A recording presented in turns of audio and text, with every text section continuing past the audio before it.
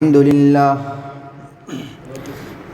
لله وحده والصلاة والسلام على من لا نبي بعده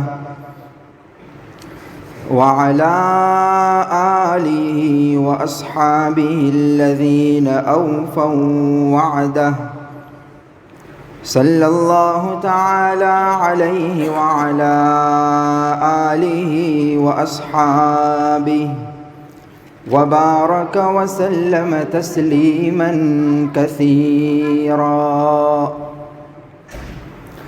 أعوذ بالله من الشيطان الرجيم. بسم الله الرحمن الرحيم.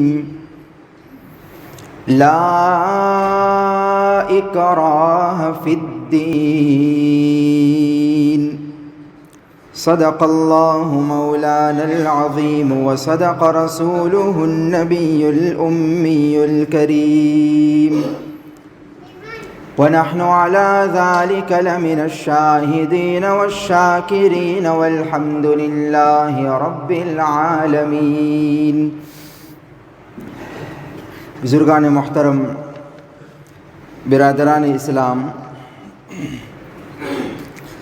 صدیوں سے یہ جھوٹ پوری دنیا میں پھیلایا جا رہا ہے اور یہ سلسلہ اب بھی جاری اور ساری ہے کہ اسلام تلوار کے زور پر پھیلا ہے. مسلمان ظلماً اور جبراً زبردستی کر کے لوگوں کو مسلمان بناتے ہیں. یہ جھوٹ صدیوں سے پھیلایا جا رہا ہے اور اب بھی ان دنوں میں دوبارہ اس کی ہوا چلائی گئی. تبدیلی مذہب کے نام پر اور دھرم پریورتن کے نام پر دوبارہ ایک ماحول کھڑا کیا گیا. ناکام کوششیں پہلے بھی ہوئی ہیں اور اب بھی ہو رہی ہے. یہ کوششیں پہلے بھی ناکام ہوئی تھی اور اب بھی ناکام ہی ہوگی انشاءاللہ. قرآن کریم کے ارشادات اور احادیث مبارکہ میں رسول اللہ صلی اللہ علیہ وسلم کے فرمودات بالکل صاف اور بالکل واضح روز روشن کی طرح آیا ہے کہ اسلام میں کوئی زبردستی نہیں ہے. قرآن کریم کی بہت ساری آیتیں ہیں، سیرت طیبہ کے بہت سارے واقعات ہیں جو اس بات کی بالکل واضح اور کھلی دلیل ہے. چند آیتیں اور چند واقعات سیرت طیبہ کے بہت غور سے اسے سنیں، سمجھیں اور لوگوں تک یہ بات پہنچائے. نمبر 1، پہلی آیت کریمہ جو ابھی خطبے میں بھی آپ نے سنی، سورہ بقرہ کی آیت نمبر 256. اللہ تعالیٰ کا ارشاد ہے لا اکراہ فی الدین. اس آیت کریمہ کا ایک پس منظر، یہ کیوں نازل کی گئی، اس کے ضمن میں ایک واقعہ بھی لکھا ہے ابو داؤد شریف کے حوالے سے کہ ایک انصاری صحابی تھے جن کا نام تھا بنو سالم ابن عوف. یہ مسلمان ہو چکے تھے لیکن ان کے 2 بیٹے تھے، وہ پہلے ہی سے نصرانی ہو چکے تھے، عیسائی مذہب قبول کر چکے تھے. پھر ایسا ہوا کہ انہوں نے اپنے بیٹوں کو مسلمان بنانا چاہا. کسی اور جگہ رہتے تھے، تجارت کی غرض سے مدینہ آئے، انہوں نے پکڑ لیا اور کہا کہ میرے بیٹوں تم اسلام قبول کر لو، تم مسلمان بن جاؤ، یہی راہ نجات ہے، ورنہ میں تمہیں چھوڑوں گا نہیں. اللہ کے نبی صلی اللہ علیہ وسلم کی بارگاہ میں آ کر یہ واقعہ انہوں نے پیش کیا. کہا یا رسول اللہ، وہ میرے جسم کے ٹکڑے ہیں، میں کیسے چاہوں گا کہ میں تو جنت میں چلا جاؤں اور وہ جہنم کا ایندھن بنے. میں چاہتا ہوں کہ میں ان کو مسلمان بناؤں. کہتے ہیں کہ اس موقع پر یہ آیت کریمہ نازل ہوئی لا اکراہ فی الدین، کہ دین میں زبردستی نہیں ہے. یعنی دین قبول کروانے کے لیے، اسلام قبول کروانے کے لیے زبردستی نہیں ہے. اس کا یہ مطلب نہیں ہے کہ آپ مسلمان ہیں، کوئی آپ کو نماز کی دعوت دے رہا ہے یا دیگر قرآن اور حدیث کے جو احکامات ہیں اس پر عمل کرنے کی ترغیب دے، دعوت دے، اور آپ یہ کہے کہ جاؤ جاؤ اپنا کام کرو، اسلام میں کوئی زبردستی نہیں ہے. یہ غلط معنی ہوا. اسلام آپ نے قبول کر لیا، اس کے بعد پھر آپ پر پابندیاں ہے، یہ کرو یہ نہ کرو. اور جو ہمارے بڑے ہیں جن کو اختیار ہے وہ زبردستی کریں گے، جیسے ماں باپ اپنی اولاد کے بارے میں کہ تم کو نماز پڑھنا پڑے گی وغیرہ. اس کی آسان سی مثال بھی علماء نے دی ہے. جیسے کوئی بچہ مدرسے میں اگر پڑھتا ہے تو اس کو پابندیاں کرنی پڑے گی کہ آپ کو اتنے بجے آ جانا پڑے گا، یہ ڈریس پہننا پڑے گا، یہ کام کرنا پڑے گا وغیرہ.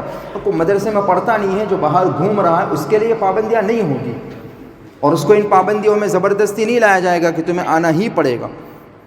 ایک مثال. اسی طرح جو شخص مسلمان ہو چکا اس کے لیے تو پابندیاں ہے اسلام کی کہ یہ چیزیں کرنی ہے، یہ حلال ہے، یہ حرام ہے وغیرہ. لیکن جو ابھی سرے سے مسلمان ہی نہیں ہے ان کو اسلام قبول کروانے کے لیے زبردستی نہیں ہے. ماتھے پہ پستول رکھ کر یہ نہیں کہا جائے گا کہ تم کلمہ پڑھو، مسلمان بنو، یہ نہیں. لا اکراہ فی الدین. سورہ یونس کی آیت کریمہ ہے، آیت نمبر 99. اس میں اللہ تعالیٰ کا فرمان ہے وَلَوْ شَاءَ رَبُّكَ لَآمَنَ مَنْ فِي الْأَرْضِ كُلُّهُمْ جَمِيعًا. اگر آپ کے رب کی منشا یہ ہوتی، اگر آپ کا رب چاہتا تو روئے زمین کا ہر انسان مسلمان بن جاتا. وہ چاہتا تو ایسا کر سکتا تھا، لیکن اللہ کی حکمت، مصلحت، اس کا منشا کچھ اور. آگے فرمایا أَفَأَنْتَ تُكْرِهُ النَّاسَ. بالکل واضح الفاظ میں ارشاد فرما دیا أَفَأَنْتَ تُكْرِهُ النَّاسَ حَتَّى يَكُونُوا مُؤْمِنِينَ، کہ اے پیارے پیغمبر صلی اللہ علیہ وسلم، کیا تم لوگوں کو ایمان لانے پر مجبور کرو گے؟ یہ نہیں ہوگا. سورہ کہف کی آیت نمبر 29، اس میں بھی اللہ کے نبی صلی اللہ علیہ وسلم سے یہ کہلوایا قل الحق من ربک، کہ اے نبی صلی اللہ علیہ وسلم آپ واضح اعلان کر دو الحق من ربک، کہ حق آپ کے رب کی طرف سے واضح ہو چکا. قرآن کی شکل میں، احادیث کی شکل میں، دین اسلام کے شکل میں حق آ چکا، بالکل واضح اور کلیئر ہو چکا، دلائل کی روشنی میں ثابت کیا جا چکا. اب زبردستی نہیں ہے. فمن شاء فلیؤمن، جو چاہے ایمان قبول کر لے، ومن شاء فلیکفر، جو چاہے انکار کر لے. جو ایمان قبول کر لے گا اس کے لیے جنت اور جنت کی نعمتیں ہیں، اور جو انکار کرے گا اس کے لیے دوزخ اور دوزخ کے خطرناک عذاب ہے.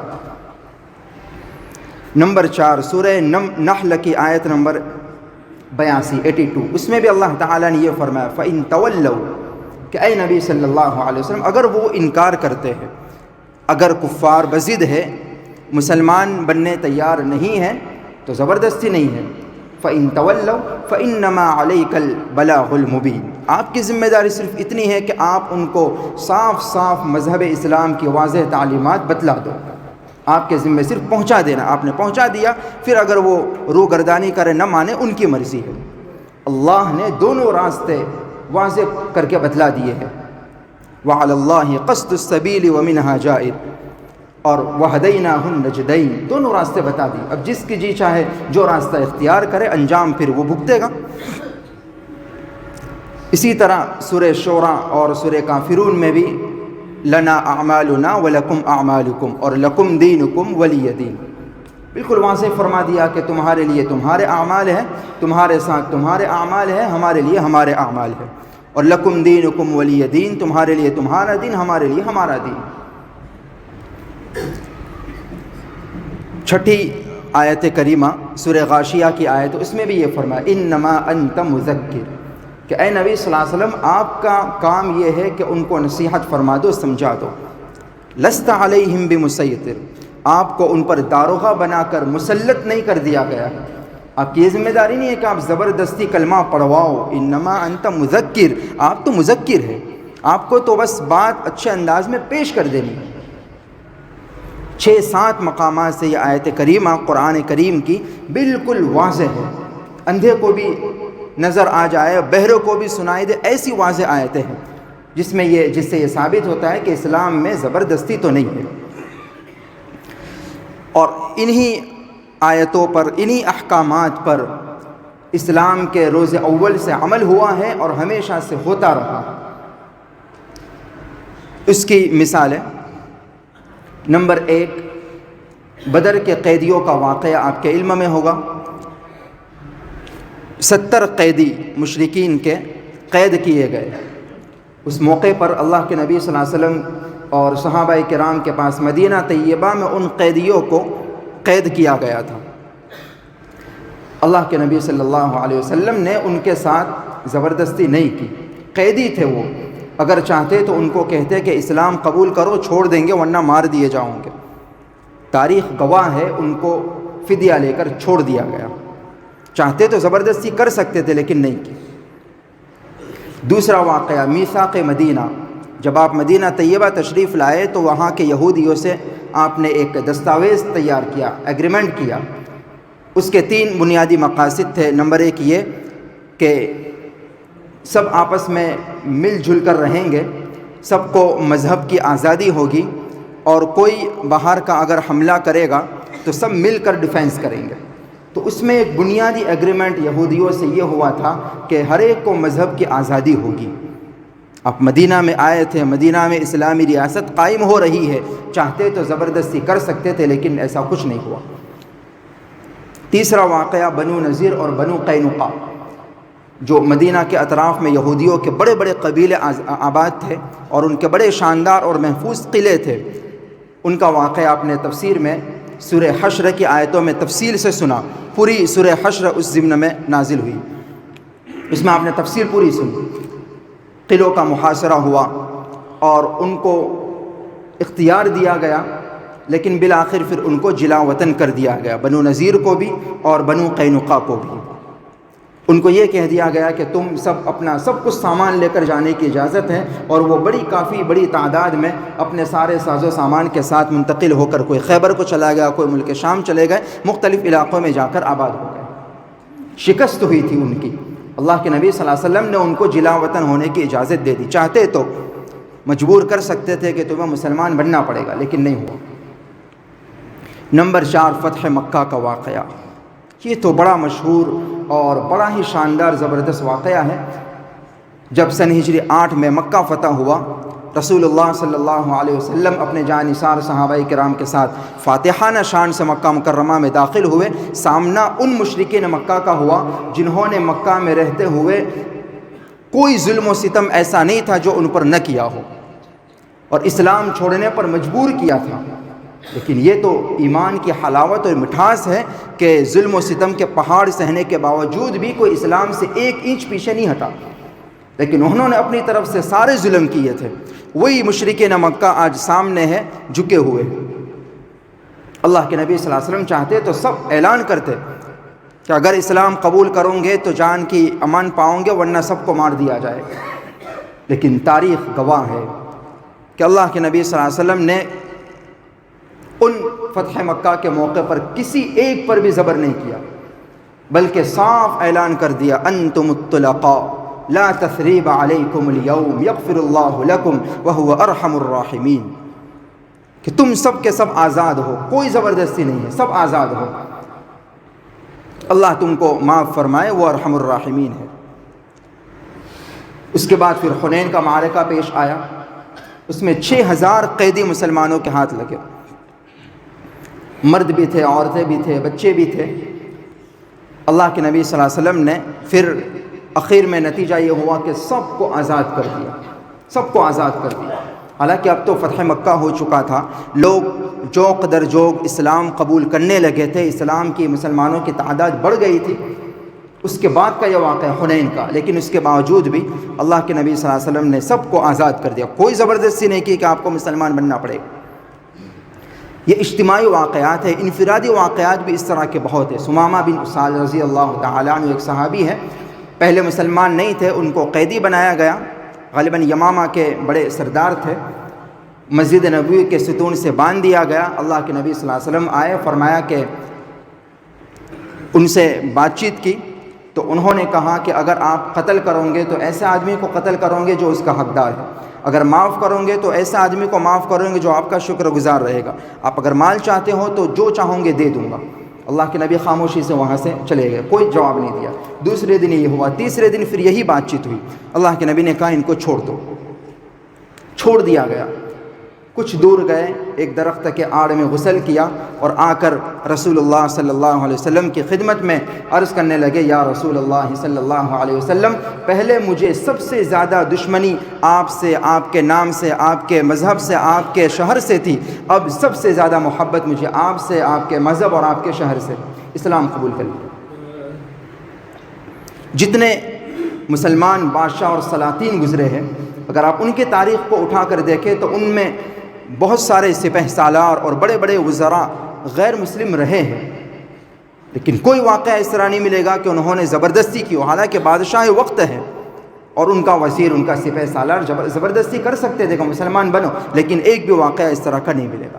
خلاصہ یہ ہے کہ یہ ساری چیزیں، اتنے سارے ڈھیروں واقعات ہیں، آیات ہے، احادیث ہے، ان سب کو سننے کے باوجود بھی اگر کوئی یہ کہتا ہے کہ اسلام تلوار کے زور پر پھیلا ہے، زبردستی اسلام قبول کروایا جا رہا ہے، تو پھر ایسے بیوقوفوں کی عقل پر انسانوں کو ماتم کرنا چاہیے۔ سمجھنے کی بات یہ بھی ہے کہ جو زبردستی اسلام قبول کروایا جائے گا تو ایسا اسلام تو معتبر بھی نہیں ہے۔ اسلام تو وہ ہے جو انسان دل سے قبول کرے، اولئک کتب فی قلوبہم الایمان، دل کا معاملہ ہے نا یہ، تو انسان جسم پر زبردستی کر سکتا ہے، زبان سے زبردستی اقرار کروا سکتا ہے، دل سے تھوڑی زبردستی منوا سکتا ہے۔ اسی وجہ سے جو چند دیہاتی آئے تھے سورہ حجرات میں، جن کا واقعہ ہے، انہوں نے یہ کہا، پورے شہر میں دھنڈوڑا پیٹا کہ ہم مسلمان ہو گئے، ہم مسلمان ہو گئے، ہمیں یہ دو یہ دو۔ اللہ تعالیٰ نے یہ کہا، قل لن تؤمنوا، یہ مت کہو کہ ہم ایمان لیں، بلکہ قولوا اسلمنا، یہ کہو کہ ہم تو مسلمان، ظاہر میں تم مسلمان ہو، دل سے ایمان والے نہیں ہو۔ یہ تو دل کا معاملہ ہے، اگر زبردستی کروایا بھی گیا تو ایسے زبردستی والے مسلمان تو منافق بن جائیں گے، اور منافق تو کھلے کافر سے زیادہ خطرناک ہوتے ہیں۔ تو ظاہر ہے زبردستی اسلام قبول کروانے کا تو کوئی مطلب ہی نہیں ہے اسلام میں۔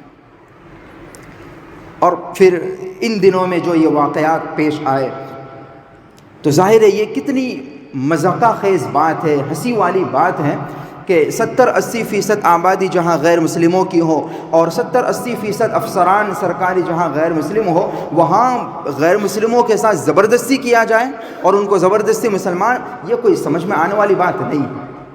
لکھنے والوں نے لکھا ہے کہ حقیقت میں ایک سازش ہے جو ہر الیکشن سے پہلے اس طرح کی سازشیں رچی جاتی ہے۔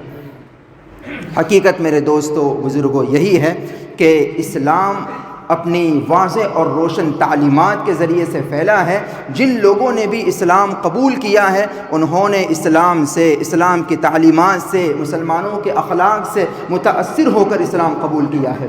کتابیں ہیں کہ میں نے اسلام کیوں قبول کیا، اسی طرح مولانا کلیم صدیقی صاحب کی کتابیں نسیم ہدایت کے جھونکے، اس طرح کی اور کتابیں ہیں جس میں واقعات لکھے ہیں غیر مسلموں کے کہ انہوں نے اپنی داستان لکھی۔ اس طرح کے بہت سارے لوگوں کے بارے میں آپ نے سنا ہوگا کہ اسلام کے خلاف پروپیگنڈا کرتے کرتے، ریسرچ کرتے کرتے وہ خود مسلمان ہو گئے۔